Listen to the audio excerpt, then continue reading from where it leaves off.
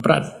Saya selalu konsisten bahwa pertanggungjawaban amanah itu dunia dan akhirat. Masya Allah. Jadi tanggung jawab yang di pundak ini bagaimana melindungi, mengayomi rakyat Indonesia yang sesuai dengan otoritas yang kami miliki.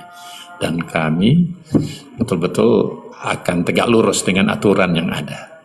Tegak lurus dengan aturan yang ada. Jangan macam-macam dengan ketua BPOM, kepala BPOM gitu. Teman-teman boleh komentar ya, apa benar ini yang disampaikan oleh Kepala Badan POM, ya kan? Kalau memang benar ya boleh tapping benar, tapi kalau memang gitu ya silahkan di tapping ya. Karena ini jejak digital. Kalau jejak digital, Kepala BPOM harus juga membuktikan benarkah yang disampaikan, begitu nggak teman-teman? Nah, kalau ngomongin aktivis ini sahabat Tuko masih tahu beliau ini adalah sahabat saya sejak tahun 97 ya Prof. Iya. Kita bersahabat sebagai sesama aktivis waktu itu. Lalu kemudian beliau melancong ke beberapa negara mendapatkan beasiswa karena beliau memang pintar sekali dari dulu sampai kemudian menjadi profesor dan alhamdulillah ilmunya hari ini dipakai untuk berbakti ke negara Republik Indonesia. Selamat bertugas Prof. Jangan pusing-pusing dengan skincare. Tapi hari ini Prof, saya berharap keberadaan Prof hari ini bisa membuat para pelaku usaha skincare dan masyarakat, khususnya konsumen pengguna skincare tidak pusing-pusing lagi. Jadi setelah ini semuanya jelas ya. Bisa mengambil pelajaran dari semua statement yang Prof sampaikan dan kisru ini juga nanti selesai dan setidak-tidaknya yang sekarang sudah saling lapor polisi, penegak hukum pun punya dudukan ya yang jelas bahwa ini loh sikapnya BPOM, ini loh peraturan sesungguhnya di tubuh BPOM itu seperti ini. Prof, ngomongin skincare, kita tahu ya Prof, BPOM ini adalah lembaga yang diberi kewenangan oleh negara. Betul. Ya, dengan fungsi pengawasan yang full spektrum. Ini kita lagi nonton ini ya teman-teman ya, ini terkait dengan penyampaian daripada Badan POM ya teman-teman ya. Kenapa? Karena ini lagi rame nih di media ya kan. Jadi pentingnya kita mendengarkan bersama-sama, itu ya teman-teman ya. Betul. Kenapa saya katakan full spektrum? Dia tidak hanya memberikan izin saja, tapi juga memastikan sebelum memberikan izin, memastikan suatu produk itu aman, sumbernya juga bisa dipertanggungjawabkan, ya. Kemudian manfaatnya juga bisa diukur dengan baik gitu. Lalu kemudian izin edar diberikan. Setelah diberikan juga para pelaku usaha khususnya skincare ini juga tidak bisa sembarangan karena fungsi pengawasan juga ada di tubuhnya BPOM ya kan. Kemudian ada juga edukasi. Penindakan ya, ada penindakan dan ada pemberdayaan. Pemberdayaan masyarakat tentu bukan hanya masyarakat konsumen ya, tapi juga para pelaku usahanya sendiri. Prof, kita mau tanya nih Prof, ini kita runut karena ini edukasi Prof, jadi ini mungkin beda dengan podcast-podcast yang lain ya. Kalau di podcast hukum kita tentu lebih tersistem. Saya ingin Prof menyampaikan lebih detail gitu ya terkait hal-hal yang bisa mengedukasi masyarakat dan sahabat hukum yang ada di seluruh Indonesia yang menonton podcast ini. Nah, terkait dengan izin edar nih. Kita tahu dong, nggak ujuk-ujuk kemudian BPOM itu memberikan izin edar kepada pelaku usaha skincare. Ya, ini kita fokus skincare nih Prof. Kalau ngomongin obat-obatan dan makanan keseluruhan habis waktu kita. Karena sekarang fokusnya ada skincare, tentu untuk mendapatkan izin ada proses dong. Bagaimana sih supaya sahabat hukum atau para pelaku usaha yang ingin memproduksi skincare ya, tahu prosesnya seperti apa sih di BPOM supaya mereka kemudian bisa mendapatkan izin. Ya. Tapi sebelum saya jawab itu saya perlu jelasin dulu broad spectrum menjadi wewenang kami. Landasan hukumnya, standing posisinya Badan POM itu berdasarkan aturan negara kita itu dimulai tentu dari Undang-Undang Dasar 1945 yang intinya proses perlindungan pada masyarakat. Kemudian derivasinya muncul Undang-Undang Kesehatan nomor 17 tahun 2023. Kemudian pada tahun 2024 derivasinya itu peraturannya keluar, yaitu peraturan nomor 28. Kemudian standing posisi yang lain, kedudukan kami itu secara tegas diatur oleh dua hal. Pertama, struktur, fungsi, wewenang, tugas, dan perannya itu oleh peraturan Presiden nomor 80 2017. Kemudian dalam konteks pelaksanaannya itu sangat tegas dalam instruksi Presiden nomor 3 tahun 2017. Standing position ini yaitu melakukan pengawasan, penjaminan terhadap apa? Keamanan, kemudian kemanfaatan atau efikasi, kualitas terhadap semua produk, apakah itu produk makanan, termasuk minuman tentunya, obat-obatan, suplemen, kosmetik, obat kuasi, obat tradisional, dan semuanya. Untuk apa tujuannya? Melindungi masyarakat mulai dari hulu sampai hilir. Jadi dengan demikian lembaga ini memiliki kewenangan dan otoritas yang sangat besar. Tujuannya untuk perlindungan. Cuma Badan Pengawas Obat dan Makanan yang diberikan kewenangan untuk ini. Sesuai dengan peraturan yang ada sekarang ini. Jadi itu standing posisi kami. Nah, salah satunya yang kita perlu jaminkan hubungannya dengan skin.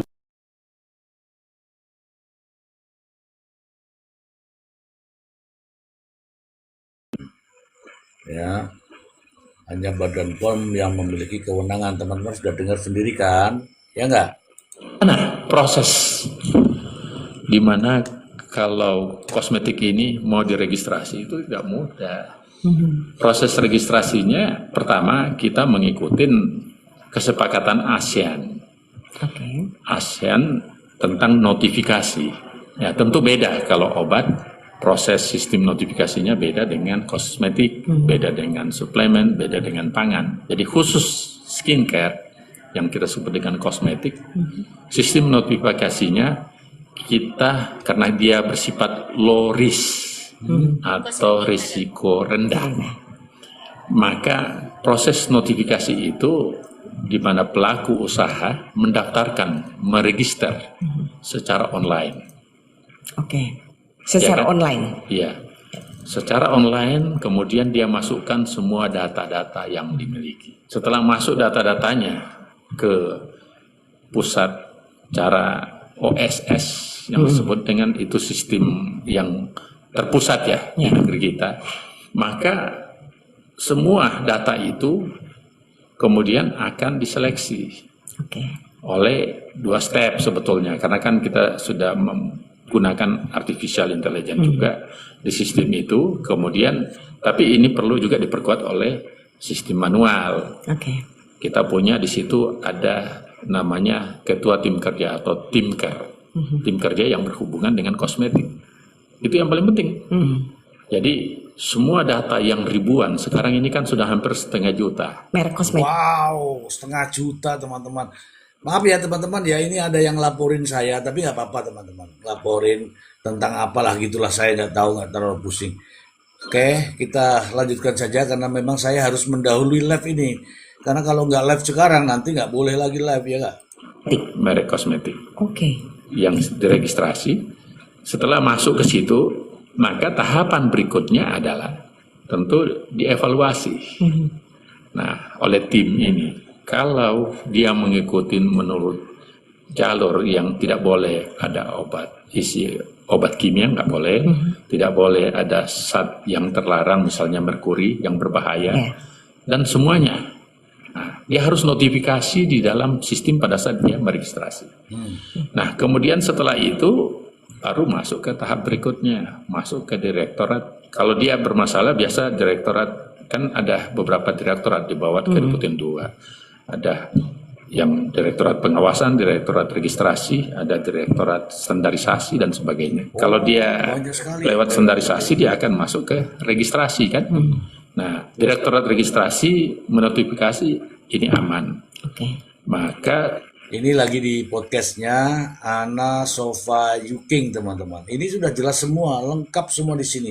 Yang ribut-ribut saat ini itu ada di sini, teman-teman. masuk ke tahapan berikutnya. Masuk ke Deputi 2. Nah, setelah sampai ke Deputian 2, biasanya untuk persetujuannya masuk ke tergantung tingkatannya masing-masing. Biasanya masuk ke Kepala Badan POM, jadi sudah bertingkat. Tapi biasanya untuk hal-hal begini kita delegasikan cukup di kedeputian yang selesaikan, karena banyak sekali. Jadi beban Kepala Badan POM itu Iya.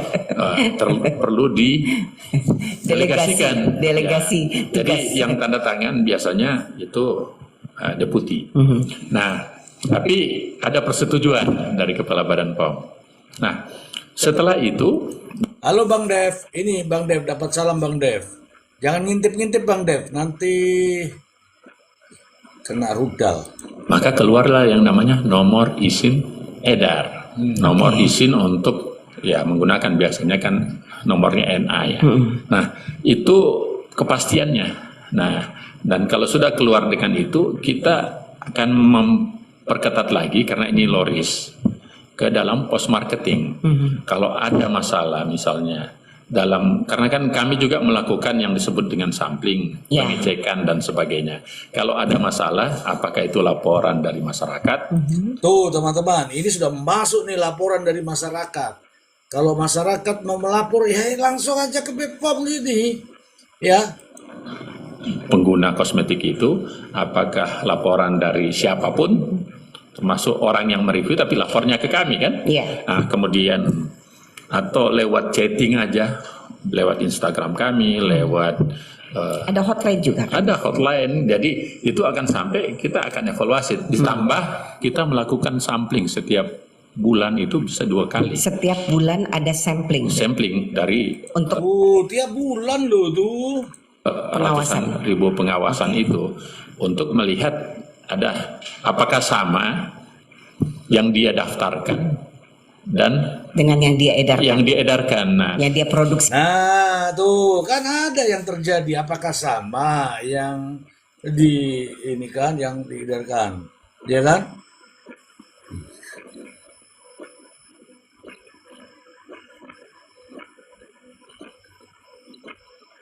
Ini piye jajan itu lah. Kok bundang banding bundang. Masal ya. ternyata ada beberapa yang melanggar. Makanya kita tegas, kita panggil, kita cabut izin edarnya, dan kalau bermasalah kita lanjutkan ke kepolisian. Jadi untuk Nah, dicabut idarnya kalau bermasalah dia yang melaporkan ke kepolisian. Itu kan udah jelas tadi ini. Iya nggak? Ini Kepala Badan POM nih yang ngomong nih. Ini terekam semua ya teman-teman ya, terekam semua. Jadi nggak perlu lagi bertanya-tanya lagi lah. Ini yang berwenang kan Badan POM, ya nggak teman-teman? registrasi aja sudah sangat Sudah ketat sedemikian seperti ketat. itu, iya. Oke.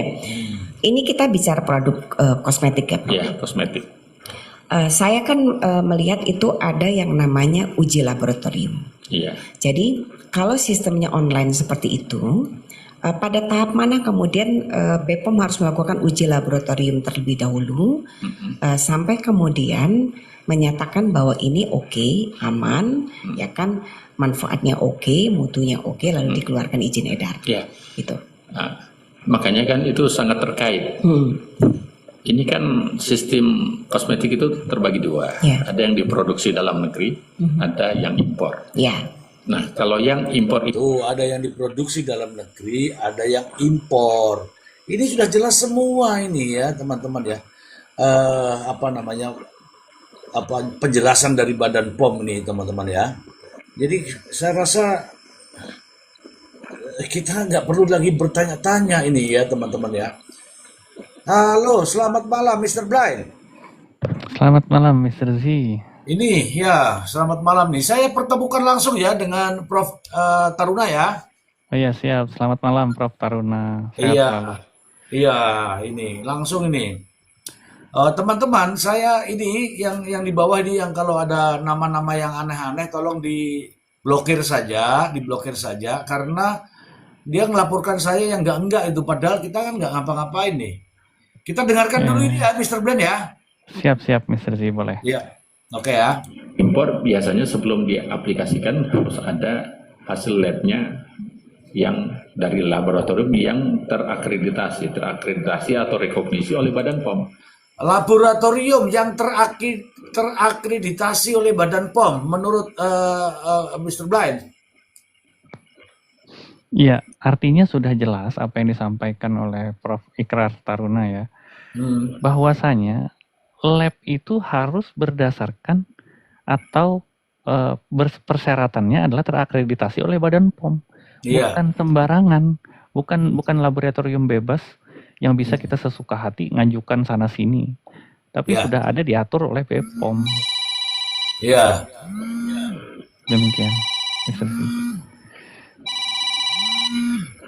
Wah, Mr. Z dapat telepon dari Prof. Ikrar. Sudah. Ini Prof sudah langsung saya jawab. Oke. Jadi harus ada terakreditasi dari Badan POM ya, Mr. Blind Dari ya. Badan POM, iya, dari Badan POM. Nah, Bukan asal-asal tertulis lab itu boleh ya. betul. Oke, Mr. Blind, kita lanjut dulu Mr. Blind. Nah, di samping untuk mengetes sendiri, kita punya laboratorium dari Sabang sampai Merauke untuk mengetesnya. Jadi tergantung tingkat risikonya. Ya. Nah, jadi pengetesan itu bisa sebelum nomor izin edar itu keluar, dan tentu setelah izin edar keluar juga kita lakukan lewat sampling yang kita lakukan itu. Jadi kalau ditanya laboratorium mana yang melakukan pemeriksaan laboratorium, ya pemeriksaan labnya Badan POM atau laboratorium yang direkognisi oleh Badan Oleh POM. BPOM. Coba dipertegas lagi Mr. Blind. Laboratorium BPOM sendiri, dari awal yang dia coba sampaikan. Yang pertama, pemeriksaan itu dilakukan oleh BPOM sendiri, baik sebelum barang itu beredar atau setelah barang itu beredar. Nah, kalau pertanyaannya di mana pemeriksaannya, tentu saja jawabannya adalah di laboratorium BPOM sendiri, atau tergantung nanti tingkat apa tadi yang disebutkan beliau itu, tingkat dampaknya. Kalau misalkan berat, nanti tidak ada di dalam laboratorium BPOM, maka menggunakan laboratorium lain yang direkognisi oleh BPOM. Ya, betul. Ya. Laboratorium yang direkognisi oleh BPOM. Apa rekomisi? Rekognisi. Rekom ya. Rekognisi itu artinya yang dijadikan acuan. Rujukan Ya. Rujukan oleh BPOM. Tentu saja syaratnya kan terakreditasi. Terakreditasi oleh BPOM. Makanya akan menjadi rekognisi. Jadi bukan asal-asal laboratorium ya, Mr. Blind ya? Bukan. Nah, ini Mr. Z, dari penjelasan itu tadi, itu secara eksplisit menjelaskan bahwa yang berwenang untuk mengecek itu hanya BPOM. Iya. Oke. Tahan dulu Begitu. Mr. Blind. Tahan dulu Mr. Blind. Ini Pak Ikrar masih lama ini Mr. Blind ya. Kita dengarkan dulu ya. Kayak Rasanya yang terakreditasi oleh Terakreditasi. BPOM. Ya. tuh terakreditasi ya. Jadi sesungguhnya meskipun ini sistem pendaftarannya online, ya kan, pengajuan izinnya online, tetap physically itu produk yang akan diproduksi massal harus melalui uji lab dulu oleh BPOM. Ya, Kan? tentu kan dia harus datang ke kita, dan di situ kan ada filtrasinya. Makanya ada tim kerja yang saya katakan tadi, kerja secara manual, tidak seluruh persen, tidak semuanya melalui online. Jadi tidak semuanya hanya checklist saja gitu kan. Tetap BPOM punya kewenangan untuk melakukan uji lab. Iya. Kewenangan. Iya. Kewenangan kami. Nah, karena begini, Prof. Uji lab yang saya tahu kan semua harus dengan laboratorium yang terdaftar di BPOM atau terakreditasi, ya kan? Nah, ini nanti akan ada hubungannya nih, Prof, dengan kegiatan uji lab yang dilakukan secara sukarela oleh para pelaku usaha ya. Tuh sudah masuk Mr. Blind, sudah ke arah situ Mr. Blind. Nah, ini dia eng. Eng Blind. Nah, ini berarti ini kita dengarkan dulu lah Mr. Blind ya. Boleh. Ya.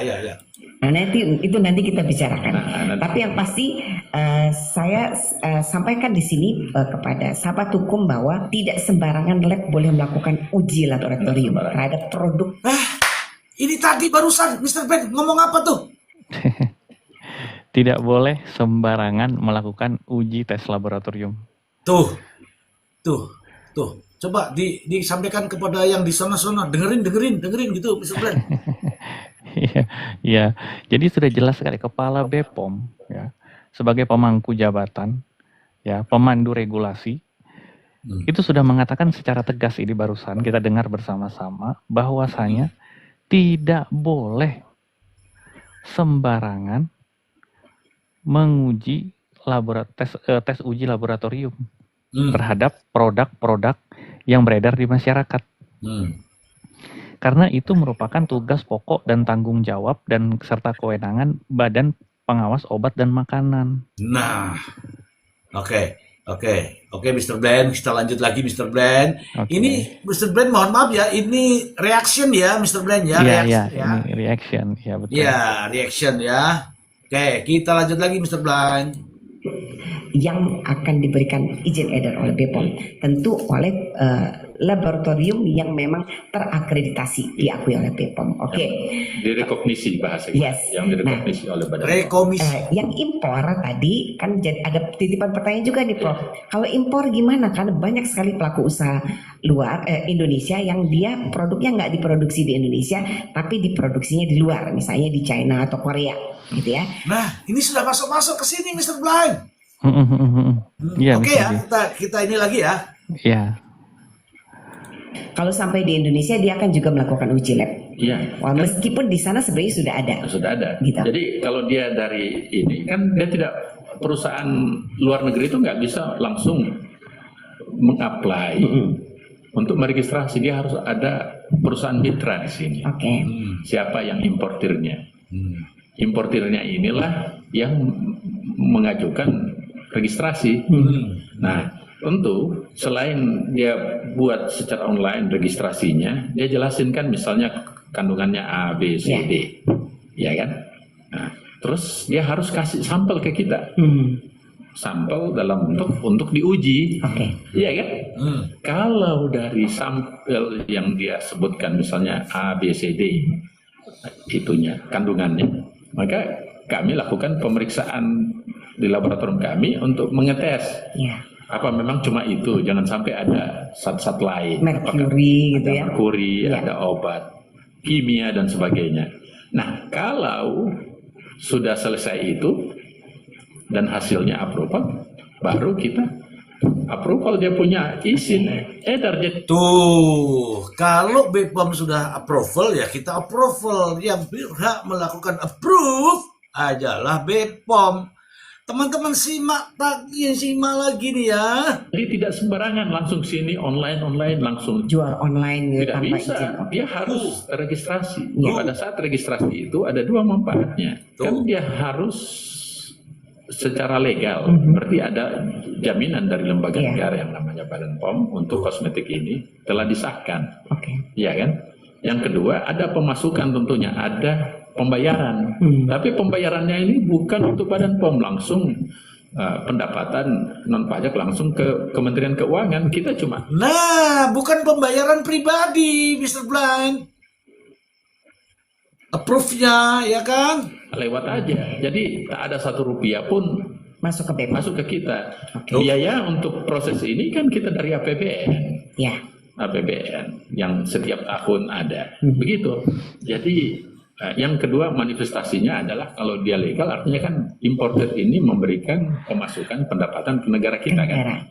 Nah, yang kedua juga aspek keamanannya. Sudah dipastikan bahwa produk yang impor juga ini aman.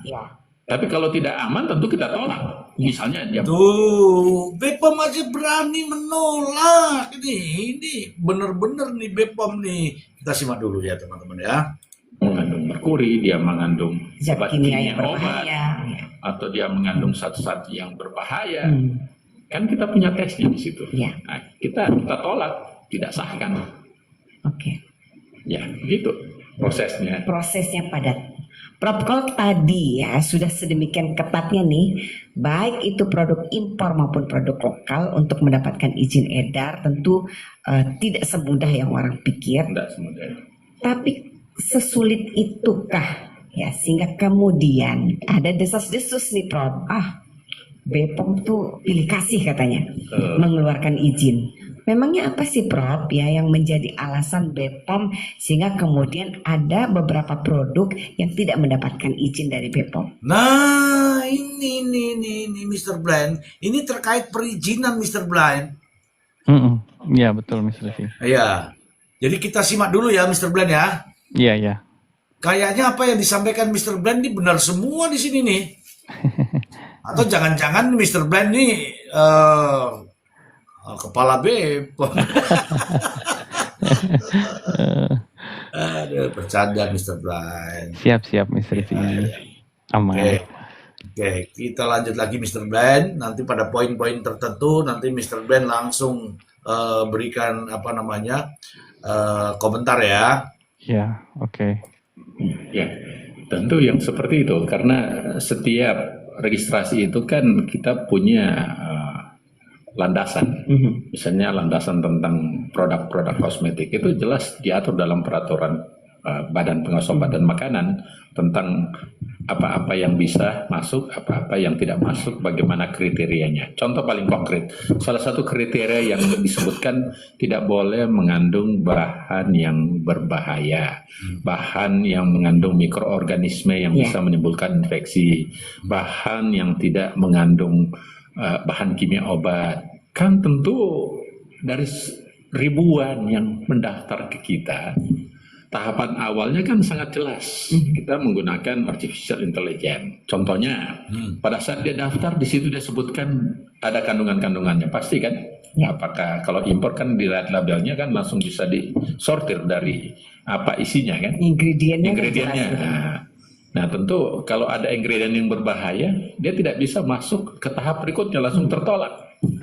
Nah setelah tertolak ada notifikasi, dijelasin Anda ditolak, minta melengkapi bahan atau tolak karena ada mengandung zat berbahaya. Nah biasanya yang semuanya lulus masuk setelah notifikasi sistem lolos, dia akan masuk ke sistem manual.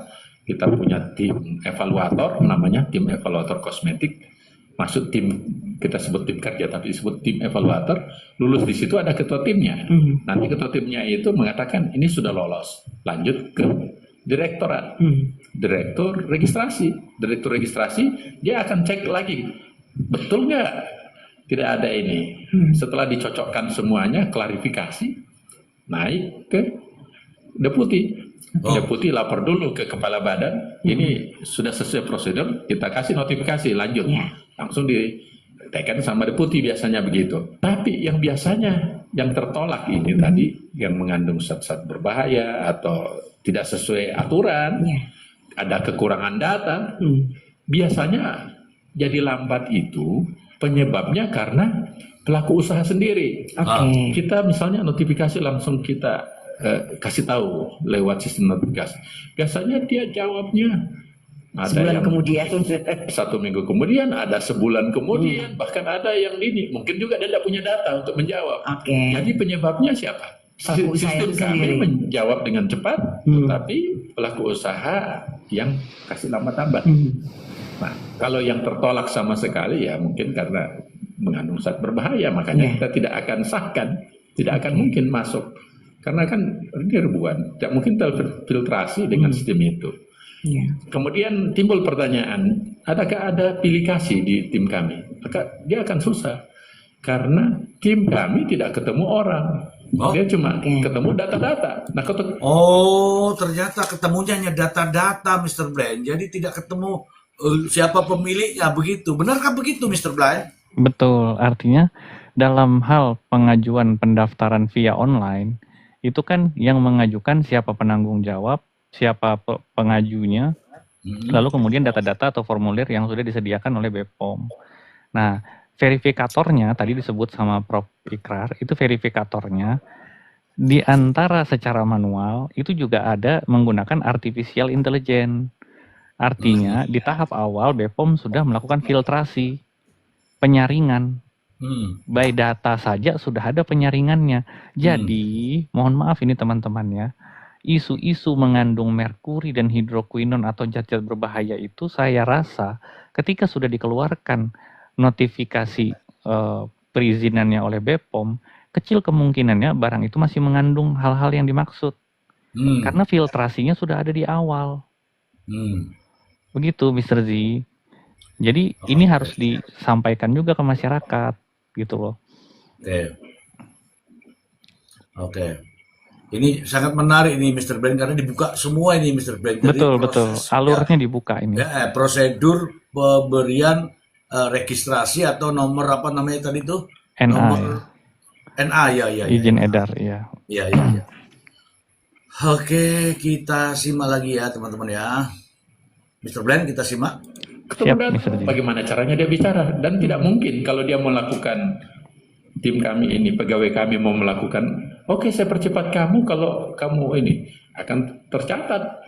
Dia tidak akan mungkin lakukan itu, dan kayak blank, tidak ada yang tahu. Pelaku usaha itu tidak tahu, oh ini yang menentukan. Ya mungkin yang dia tahu terakhir endingnya direktur, deputi atau ininya. Nah, tapi saya tidak tahu. Pak Deputi sudah meyakinkan tidak ada yang dilakukan seperti itu. Jadi kesimpulannya kita tidak pilih kasih.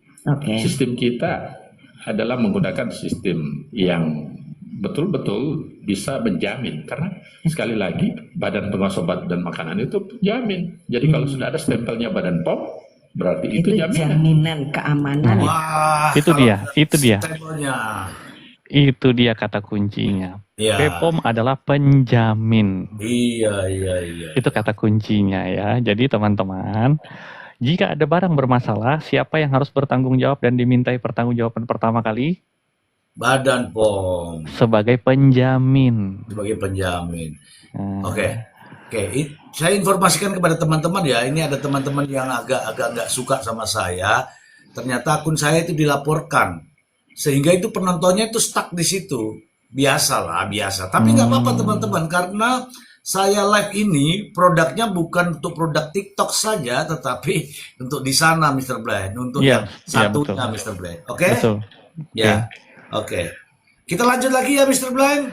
Lanjut Mr. Z. Ya, jangan pernah patah arang teman-teman. Jangankan kok mundur. Ya, lo cuman bergeser aja enggak. Ayo maju terus. Oke, kita dengarkan ya kawan-kawanku.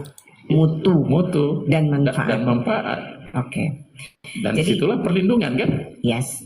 Jadi saya memahami Prof sekarang bahwa sesungguhnya BPOM tuh sudah memiliki sistem yang terukur ya terkait dengan pendaftaran untuk mendapatkan izin edar. Jadi sebenarnya isu di luar yang menyatakan bahwa BPOM bisa dibeli, BPOM bisa disogok, BPOM pilih kasih ya.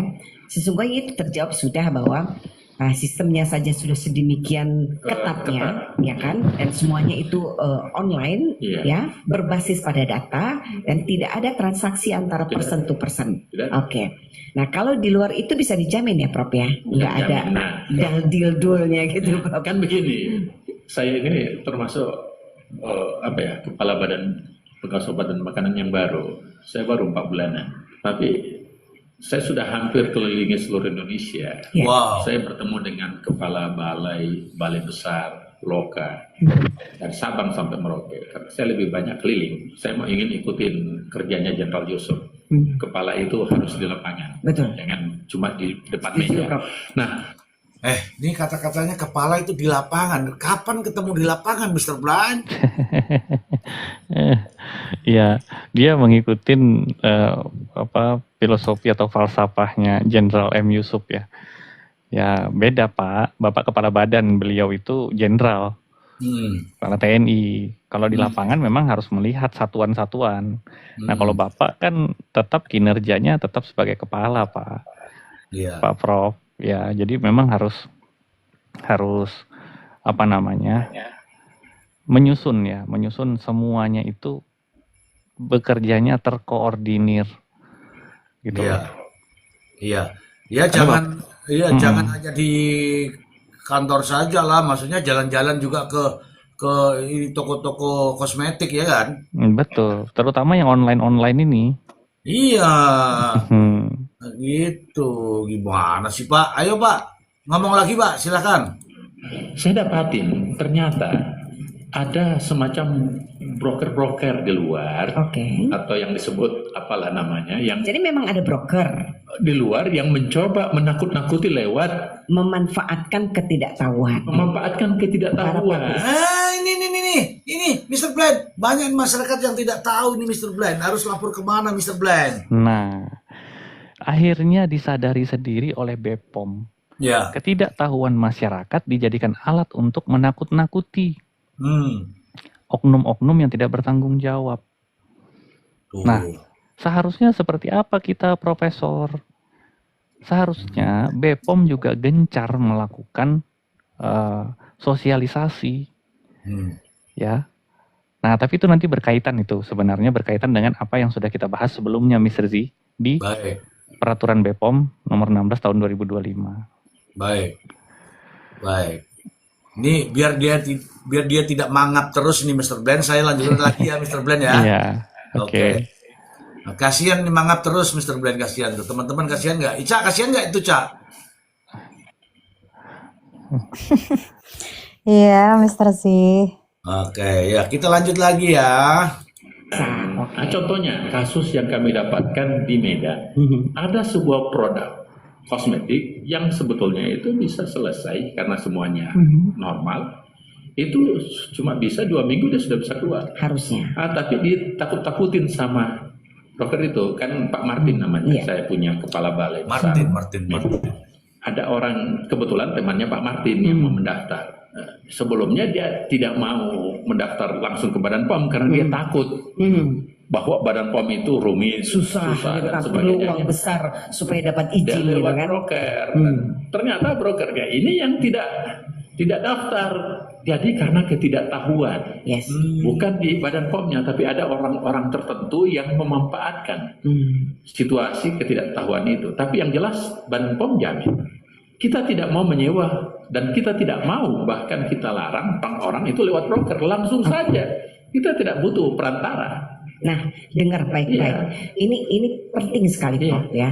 Ini Kepala BPOM yang langsung menyampaikan bahwa untuk semua pelaku usaha yang ingin mendaftarkan produknya di BPOM ya, semua akan dilayani oleh BPOM, tidak ada pilih kasih ya, dan tidak ada bayar membayar di luar dari pembayaran standar yang memang sudah ada. Ya, dan itu langsung masuk ke negara. Dan itu langsung masuk ke negara dan tidak boleh dibayar kepada orang. Tidak boleh. Ya. Jadi kalau ada orang yang mengatasnamakan BPOM ya, menyatakan bisa mempermudah untuk pengurusan izin edar, jangan pernah melayaninya.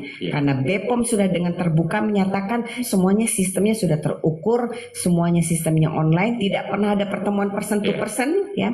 Jadi kalau ada yang mengaku bahkan menawarkan untuk deal-deal keuangan tertentu, itu sudah pasti tidak ada. Tidak ada. Jadi ingat baik-baik sahabat hukum, jangan pernah mau dibodohi oleh orang-orang atau broker yang mengaku bisa menjadi perantara untuk pendaftaran produk Anda untuk mendapatkan izin edar di BPOM.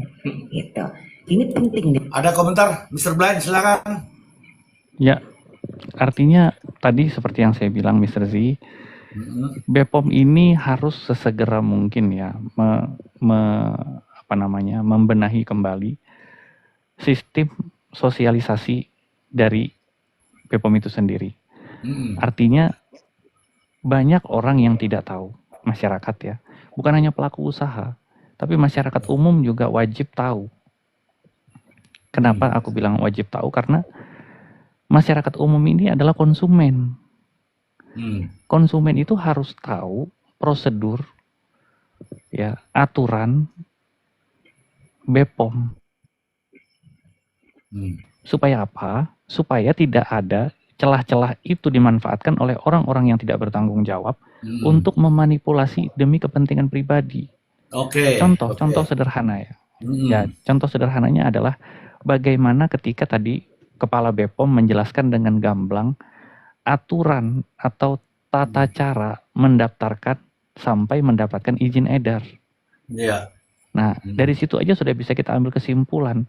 Tidak mungkin di tengah jalan ditemukan barang yang berbahaya. Iya. Itu teman-teman ya. Itu salah satu contoh. Silahkan dilanjut dulu Mr. Z. Oke. Kita lanjut dulu ya Mr. Blind. Siap. Jangan khawatir teman-teman, memang ini akun saya lagi dilaporkan. Barusan ini dilaporkan. Jadi tadinya yang ke 500 sekian itu tiba-tiba langsung anjlok. Kenapa? Ada yang nggak benar, makanya ini pekerjaan admin langsung tas gitu ya. Tapi nggak apa-apa, kita simak dulu. Karena sekarang ini Prof, Karena cash ini moral hazard ini luar biasa Prof. Jadi sesungguhnya lembaganya benar, tapi ada orang-orang yang memanfaatkan kesempatan, memanfaatkan ketidaktahuan masyarakat, apalagi yang di luar daerah ya Prof. Jadi merasa BPOM ini lembaga besar, serem sekali, kalau mau dapat izin susah katanya. Padahal sesederhana itu. Sudah dibuat oleh BPOM sedemikian terukurnya proses itu. Betul. Gitu ya. Oke, Prof. Kita tahu dong sekarang begitu banyak skincare ya, produk skincare yang ternyata overclaim. Iya. Ya kan? Atau produk skincare yang malah nggak berizin dari BPOM. Beredar banyak sekali dan dipakai ya, digunakan oleh banyak konsumen. Nah, nih. Ada yang kemudian berakibat fatal, ada yang ya so-so lah katanya gitu. Nah, tapi apa? Nah, ini Mr. Ben, ini kaitannya dengan konsumen yang mengalami akibat fatal daripada produk itu, Mr. Ben. Iya, Mr. Z. Ini kan ada terjadi dong, Mr. Ben. Nah, makanya kita simak ya, Mr. Ben. Apapun namanya itu pelanggaran kan, Prof. Nah, kita tahu BPOM itu punya fungsi pengawasan. Artinya setelah dia berikan izin edar, lalu kemudian dia tidak hanya diam saja, tapi juga secara aktif harusnya ya melakukan pengawasan, misalnya mengecek. Tadi sempat Prof sampaikan sebulan sekali sudah pasti ada pengecekan. Ada. Pengecekan itu 2 kali sebulan, bukan sebulan random sekali. Atau kepada seluruh brand. Tentu random. Oke. Yeah. Nah, kemudian begini Prof, saya kan melihat ya selama ini banyak sekali temuan-temuan nih masyarakat. Bagaimana sih sikapnya BPOM ketika kemudian kalau BPOM yang proaktif melakukan pengecekan secara random kemudian menemukan ada pelanggaran, apa yang dilakukan BPOM? Dan apabila pelanggaran itu ditemukan oleh masyarakat, apa yang harus dilakukan masyarakat nih? Kita mesti mendengar dari Prof nih. Yang pertama, kalau kita berbicara tugas dari Badan POM itu memiliki 3 pilar. Dan itu sangat jelas pada undang-undang tentang kesehatan dan peraturan tentang kesehatan itu mempertegas itu. Pilar kita itu pertama adalah masyarakat. Ya. Masyarakat. Pilar yang terus kita lindungi. Tapi kita harus paham juga pilar kita industri.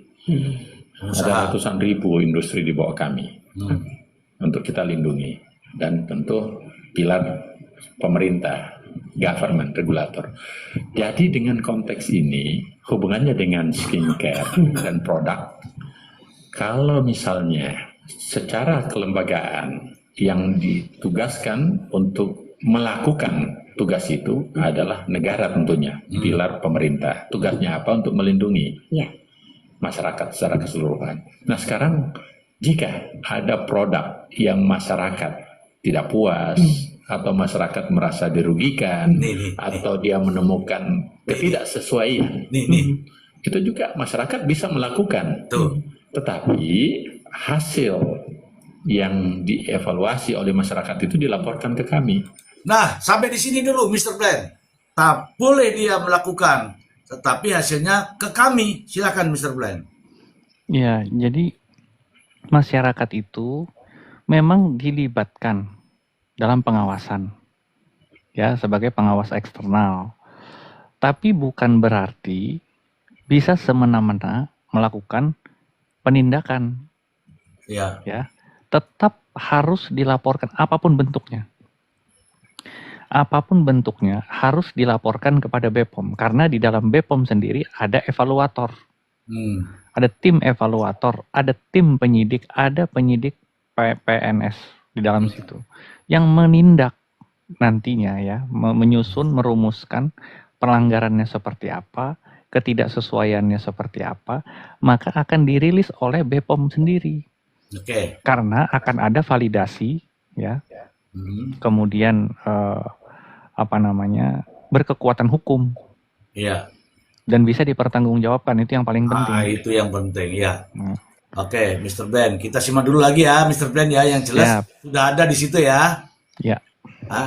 Jadi masyarakat boleh melakukan seperti yang diributkan itu, tetapi harusnya disampaikan kepada Badan POM, itu yang benar. Kita simak lagi, Mr. Blind. Oke, Karena jalurnya harus melalui BPOM. harusnya melalui Badan POM, Oke. bukan langsung diumumkan ke publik. Nah, itu. Ya, Itu tolong diingat. Silakan. Diingat detiknya, Mr. Ji. Menit dan detiknya diingat. Dicatat. Nah, jadi supaya kita bisa ulang-ulang nanti. Iya, nanti saya akan ulang-ulang terus, Mr. Blind. Ini Iya. Mr. Blind, silakan. Bagaimana pendapat Anda tentang ini? Itu sudah sangat jelas. Ya, sudah sangat jelas dikatakan oleh Kepala Badan Pengawas Obat dan Makanan Republik Indonesia, tidak boleh diumumkan sendiri. Tuh, dengerin tuh. Itu tuh sangat jelas, itu clear. Narasi yang beliau pilih, ya, diksi yang yang beliau sampaikan itu sudah jelas pemilihannya. Tidak boleh. Oke. Ya, dilaporkan sendiri, diumumkan sendiri. Tidak boleh itu artinya apa, Mr. Blind? Dilarang. Dilarang. Oke. Nah, dilarang ya jangan coba-coba gitu ya, Mr. Blind ya. Betul. Artinya kalau tidak boleh itu berarti dilarang karena bukan wewenangnya. Gitu, ya. Iya. Cerdas. Kita sambung lagi ya, Mr. Blind. Siap, Mr. Z. Ini menit kesekian, pokoknya nanti akan tayang lah ini, ya. Iya, akan tayang. Tenang aja, Mr. Blind. Tapi kalau langsung diumumkan ke publik, pertama klarifikasinya belum jelas. Standing posisinya orang yang menyampaikan itu juga tidak jelas. Nah, itu tidak jelas semua jadinya ini. Standing positionnya, Mr. Blind. Oke. Yang pertama tadi, apa dia bilang tadi? Tidak boleh. Bukan, yang tidak jelas itu. Klarifikasinya tidak jelas. Yang kedua, standing positionnya tidak jelas. Orang yang mengumumkan itu. Iya. Ya. Itu udah dua itu sudah. Aduh, masyarakat harus sudah segera buka pikiran ini. Iya. Udah saatnya. Berarti live malam ini sangat bermanfaat ya seharusnya, Mr. Blind. Sangat bermanfaat, Mr. Z. Ya, ini ada tulisannya nih, banding disetujui. Alhamdulillah. Ini gimana sih TikTok ini? Kok nungguin lama sekali? Ya, kita mulai lagi. Kejar, Mr. Blind. Dan yang ketiga, ada undang-undang. Ada undang-undang, Mr. Blind. Kalau BPOM itu kan dilindungi undang-undang. Dan memang perintah undang-undang. Dia pelaksana undang-undang. Iya, ayo teman-teman, silakan di give, tap layar atau apa saja silakan. Ayo interaksi. Tentang kerahasiaan perdagangan ya, produk perdagangan itu undang-undang, bukan peraturan. Tuh, undang-undang yang saya bilang itu yang terkait dengan persaingan bisnis itu di situ. Tapi aku selalu di DM jadi aku males, Mr. Blind. Tapi undang-undang di atasnya memang ada undang-undang dasar kebebasan, tetapi kan dibatasi oleh peraturan pemerintah itu, undang-undang yang nomor 30 tahun 2000 itu secara tegas bahwa material, kemudian komposisi, kemudian berbagai macam hal yang berhubungan dengan suatu produk itu dijamin oleh undang-undang itu.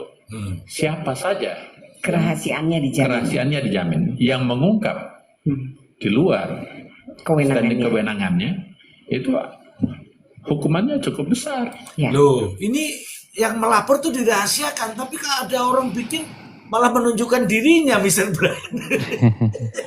Artinya ya, ini Kepala Badan POM sendiri yang bicara. Lagi-lagi Kepala Badan POM, ya. Beliau berbicara berdasarkan undang-undang tadi disebutkan ya. 30 nomor 30 tahun 2000. Nah, teman-teman boleh browsing tuh. Teman-teman di bawah itu boleh browsing ya. Tapi Iya. setelah nonton ini nanti browsing. Nomor 30. Jangan tahun browsing 2000. dulu, dengerin Ya. dulu Mr. Blind. Dengerin dulu. Nah, dengerin dulu. Nanti setelah nonton ini baru browsing.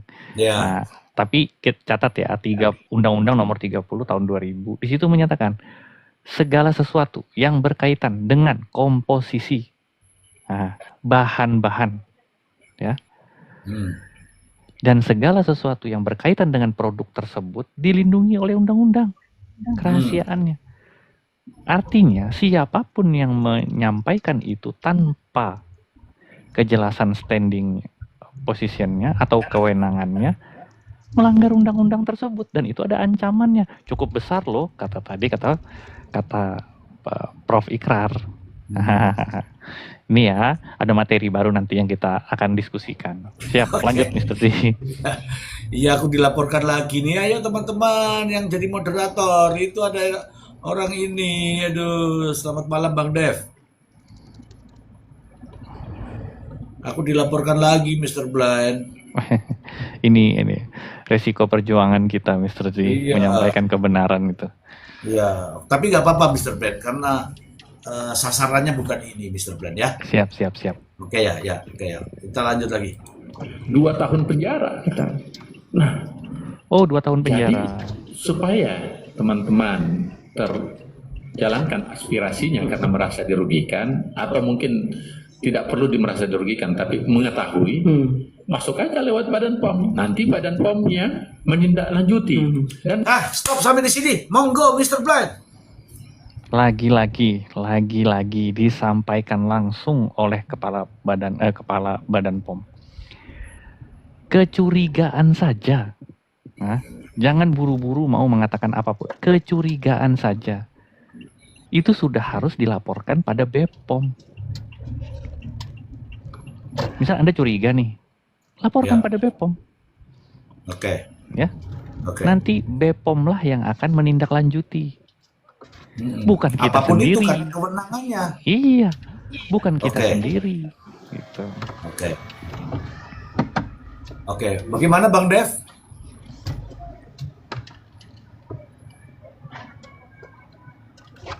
Apakah Bang Dev mau menganalisa? Sebentar, karena Bang Dev mungkin tidak sadar ini. semua kita sudah open. Laporan itu pertama bisa lewat Halo BPOM. Bisa lewat telepon 1500533. Bisa lewat Instagram kita. Bisa lewat Facebook kita. Bisa juga lewat website kita. Jadi jalurnya sebenarnya sudah banyak Sudah ya Pak? terbanyak. Apalagi di dunia media sosial Dan baru saya gratis. bisa diakses oleh semua Bisa orang. diakses, dilapor. Dan kita yakin kalau memang setelah masuk ke Badan POM, kita berusaha menindaki dalam waktu 1 kali 24 jam. 1 kali 24 jam pasti ada tindakan dari BPOM. Pasti ada tindakan. Nah, tapi kan tentu kalau misalnya lewat Facebook, lewat Instagram, lewat komen, itu kan belum terklarifikasi. Yes, betul. Berikan laporan secara ini yang bisa dipertanggungjawabkan, karena yang diurus oleh staf kami yang terbatas ini dari Sabang sampai Merauke, dengan produk jutaan produk, kan bukan hanya kosmetik, ada obat, ada makanan dan sebagainya. Jadi kita sangat menghargai apakah itu influencer, masyarakat luas, kalau dia mau melakukan pengawasan atas kepentingannya, silakan, itu haknya. Tapi untuk mengumumkan ke publik, Itu kewenangannya Badan POM. Oke. Nah, tahan. Nah, ya, monggo. Tahan. Untuk kepentingannya sendiri silahkan. Tapi untuk mengumumkan ke publik itu kewenangannya BPOM. Ya, jelas ya. Influencer ataupun reviewer terserah, untuk kepentingannya sendiri silahkan. Tapi untuk mengumumkan itu kewenangannya BPOM. Jadi dari sini secara eksplisit secara eksplisit disampaikan oleh kepada Badan POM apa saja sebenarnya yang bisa direview, itu apa aja. Hmm. Nah, itu tadi ada kaitannya semua. Makanya teman-teman jangan kemana-mana, tetap nonton ini sampai selesai.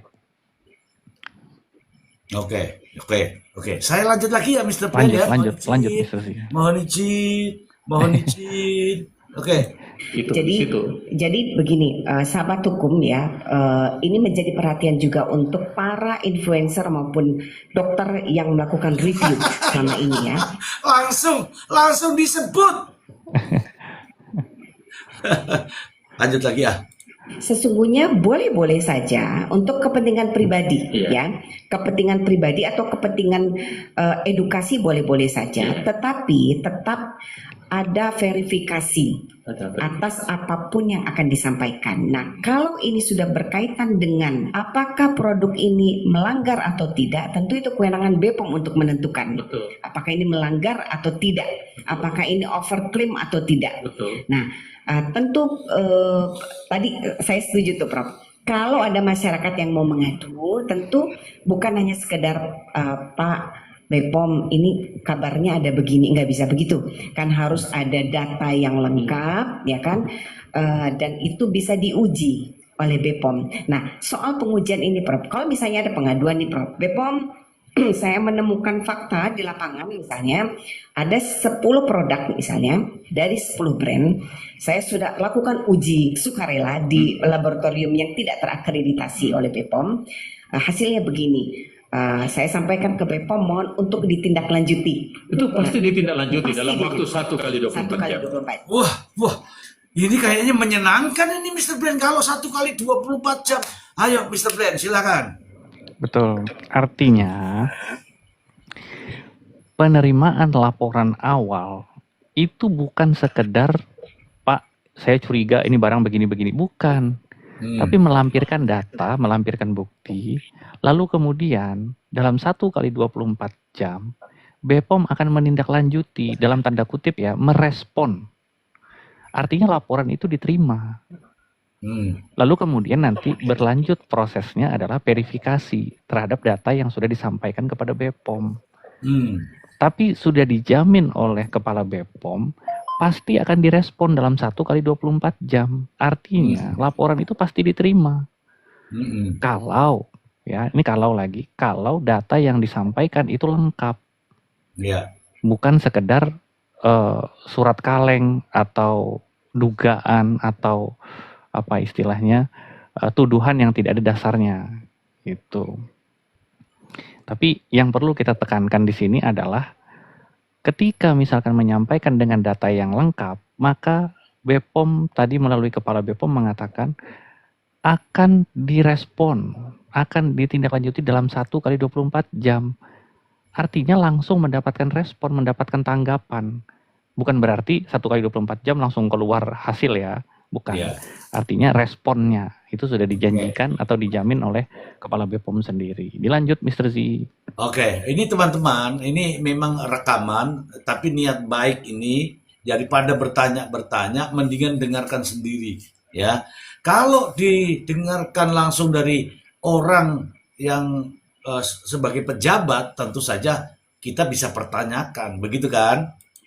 Dan pasti laboratorium akan melakukan pengujian. Pasti. Ulang ya, pengujian ulang karena yang diuji oleh para reviewer ini kan tentu tidak bisa diverifikasi, tidak bisa dinyatakan sebagai sesuatu yang terverifikasi gitu.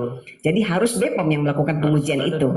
Lalu kemudian BPOM memutuskan apakah ini betul overclaim atau tidak, melanggar atau tidak, ada zat berbahaya atau tidak gitu. Nah, jadi ya ini penting sekali Prof. Concern saya adalah kepada konsumen Prof. Masyarakat menjadi bingung, konsumen pengguna skincare menjadi bingung. Sebenarnya yang mana yang saya harus percaya? Reviewers A bilang A, ya kemudian reviewers B bilang B, ya kan? Dan mereka saling baku hantam nih Prof, ya kan, saling menjelekkan satu sama lain. Dan saya sebenarnya juga setuju Prof tadi, ini ada kerahasiaan dagang ya, rahasia dagang. Itu perintah undang-undang. Ya, undang-undang jelas mengatur tidak boleh ada satupun membocorkan rahasia dagang seorang pelaku usaha, ya kan? Ini kemana arahnya Mr. Blind? Silakan Mr. Blind. Jadi begini ya. BPOM itu memang mengeluarkan peraturan nomor 16 tahun 2025. Oke. Ya. Ya. Tapi jauh sebelum itu sudah ada undang-undangnya yang menjamin sebenarnya kerahasiaan produk dari pelaku-pelaku usaha atau brand owner ini, yaitu Undang-Undang tahun nomor 30 tahun 2000. Nah, itulah yang menjadi dasar sebenarnya. Ada hal-hal tertentu yang boleh direview dan tidak. Bukan berarti pelarangan terhadap review ya, tapi pembatasan.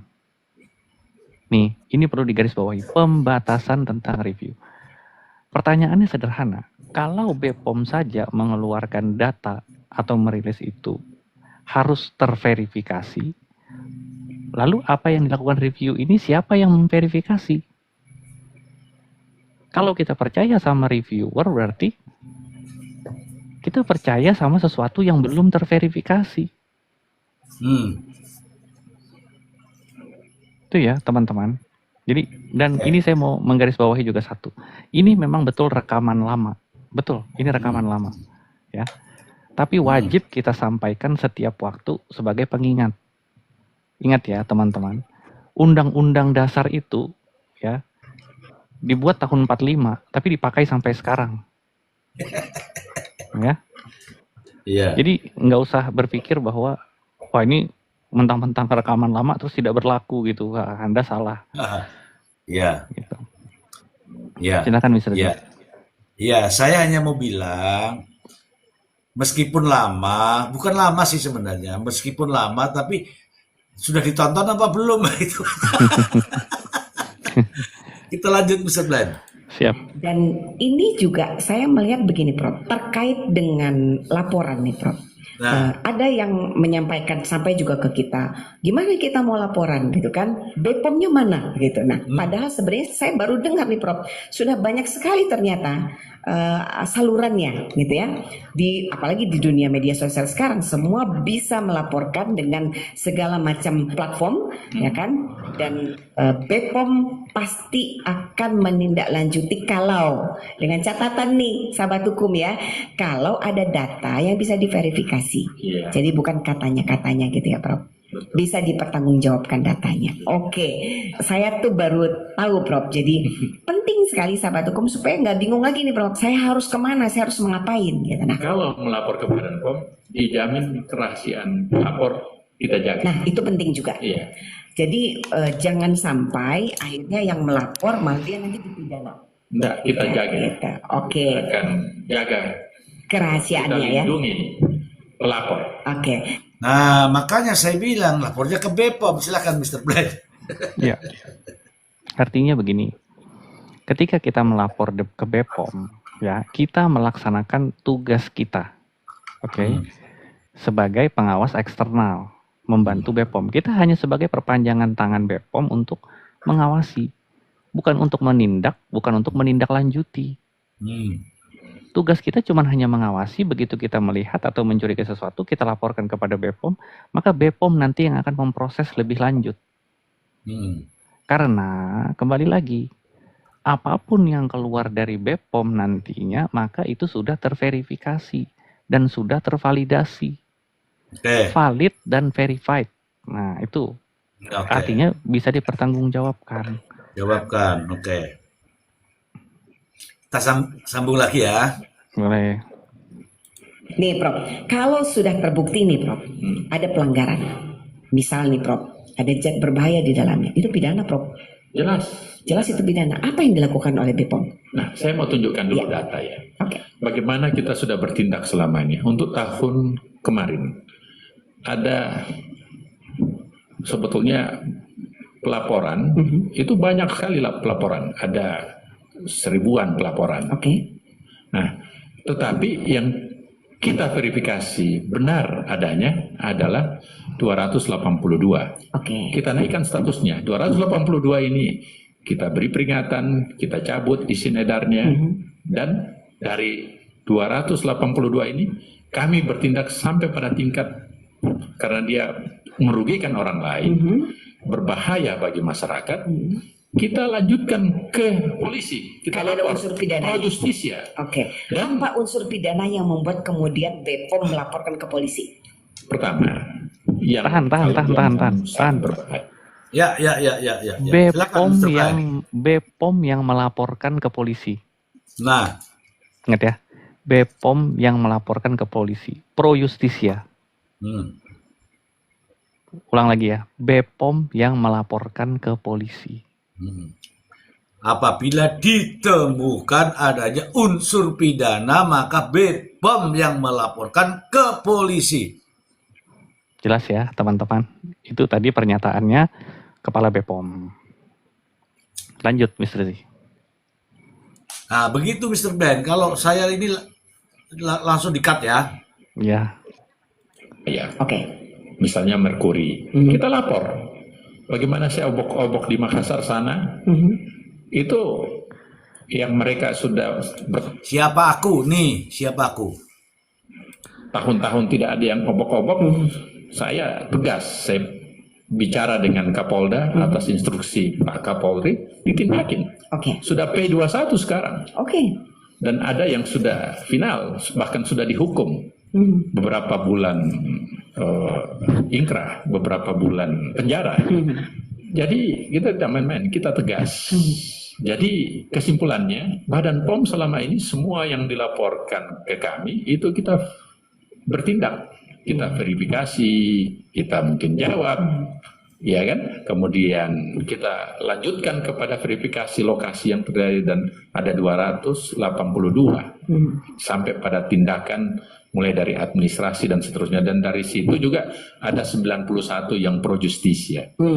Jadi dalam kondisi 4 bulan kepemimpinan saya tidak main-main, saya serius. Oke, Mr. Blind, silakan. Mungkin ada yang mau disampaikan. jika ya hasil temuannya BPOM sudah melakukan verifikasi, validasi, investigasi, dan klarifikasi, kemudian hasil penyidikannya adalah memutuskan bahwa ya mencabut izin edar terhadap produk yang dimaksud, memerintahkan kepada pemilik produk untuk menarik, dilarang berjualan, teguran keras terhadap promosi-promosi yang merugikan masyarakat. Titik sampai di situ, ya. Lalu kemudian tidak ada laporan ke polisi oleh BPOM. Itu kira-kira tandanya apa? Harusnya sudah selesai. Selesai dan tidak ada ditemukan tindak pidana di dalamnya. Oke, teman-teman. Oke. Sampai di situ clear ya. Artinya BPOM itu bisa melaporkan perbuatan pelaku usaha Pidana. itu, iya, ke polisi. Artinya tadi pro BPOM yang justisia. melaporkan, ya, pro justisia. Nah, itu baru benar. Oke, dilanjut, Mr. Z. Oke, Mr. Blind, siap laksanakan perintah. Ini pelanggaran-pelanggaran ini kan ada beberapa bentuk pelanggaran ya, Prof. Ada yang mungkin di BPOM cukup diberikan sanksi administratif. Ya, betul. Stop. Ini yang dibilang Mr. Blind tadi. Ada yang di POM cukup sanksi administratif. BPOM tidak akan melanjutkan lagi. Kita lanjut dulu. Betul. Ada yang sampai pada penutupan pabrik misalnya. Ya, betul. Ada yang sampai pencabutan izin. Betul. Ada yang pidana. Ada. Itu semua diumumkan nggak oleh BPOM Oh, diumumkan. secara terbuka? Nah, Mr. Blind, dalam pengumumannya ada nggak Mr. Blind?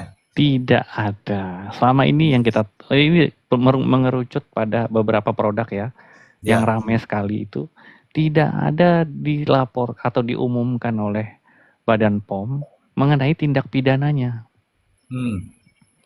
Tidak ada. Artinya apa? PPNS di dalam internalnya BPOM sendiri sudah bekerja, menginvestigasi, menyelidiki, bahkan sampai menyidik.